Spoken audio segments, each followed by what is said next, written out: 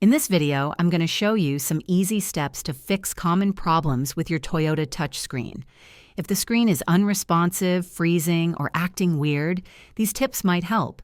First, try restarting your car's infotainment system by turning off the engine, waiting a few minutes, and turning it back on. This simple reset often clears glitches. If that doesn't work, check for software updates. Visit Toyota's official website or your car's settings menu to see if there's a new update available. Installing updates can fix bugs and improve performance.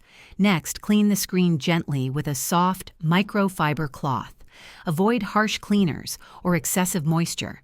If the touchscreen still isn't working properly, try performing a factory reset from the settings menu, but remember this will erase saved settings and data. If none of these steps help, the problem could be hardware-related, and you might need professional repair. If this video helped you fix your Toyota touchscreen, please like and subscribe for more simple car tech tips. Thanks for watching.